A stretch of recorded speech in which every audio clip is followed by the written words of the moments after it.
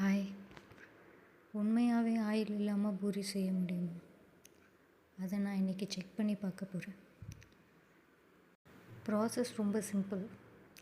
எப்பவும் போல் மாவை தேய்ச்சி அதை பாயில் வாட்டரில் போட்டு அதுக்கப்புறம் அதை எடுத்து ஏர் ஃப்ரையரில் வைக்கணும்.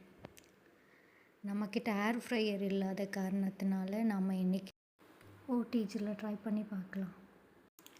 அவங்க சொன்னது போல் மாவை தேய்ச்சி பாயில் வாட்டரில் போட்டாச்சு. போட்டதும் மாவு அடியில் போயிடுச்சு.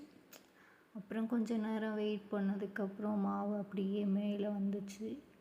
மேலே வந்ததுக்கப்புறம் அதை எடுத்து அவனில் வச்சிட்டேன். அவனில் வச்சு ஃபர்ஸ்ட் ஒரு 10 நிமிஷம் செட் பண்ணேன். 10 நிமிஷம் செட் பண்ண எனக்கு நம்பிக்கையே இல்லை. ஏன்னா அது ஃப்ளாட்டாகவே இருக்குது. கொஞ்சம் கூட அது ஒரு இம்ப்ரூவ்மெண்ட்டும் இல்லை அதில். ஸோ கண்டிப்பாக வராது அப்படின்னு தான் நான் நினச்சிட்டு இருந்தேன். அப்புறம் திடீர்னு ஒரு கார்னரில் லைட்டாக பபிள் மாதிரி வந்துச்சு. அப்படியே லைட்டாக வீங்க ஆரம்பிச்சது. ஓகே, கண்டிப்பாக பூரி வந்துடும் அப்படின்னு நினச்சேன். ஆனால் அந்த 10 நிமிஷம் முடிஞ்சுது. சரி, ஓகே, இன்னொரு 10 நிமிஷம் வைப்போம் அப்படின்னு சொல்லிட்டு இன்னொரு 10 நிமிஷம் நான் செட் பண்ணேன். செட் பண்ணதுக்கப்புறம் ஃபுல்லாக அந்த பூரி மாவு வச்சோம் இல்லையா, அது ஃபுல்லாகவே குட்டி குட்டி பபுள்ஸாக நிறைய பபுள்ஸ் வந்துச்சு. அப்போ கண்டிப்பாக பூரி வந்துடும் அப்படின்னு தான் நான் நினச்சிட்டு ஓகே அப்படின்னு சொல்லிட்டு வச்சுட்டே இருந்தேன். ஆனால் 20 மினிட்ஸும் முடிஞ்சது.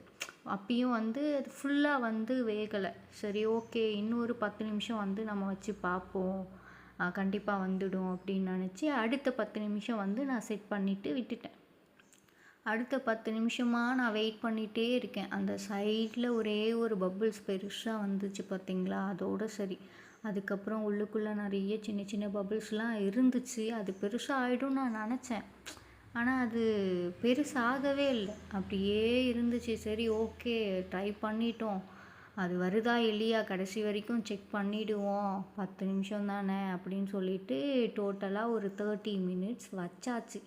30 மினிட்ஸ் வச்சு எடுத்ததுக்கப்புறம் பூரி வந்துச்சா இல்லையா அதை நீங்களே பாருங்கள்.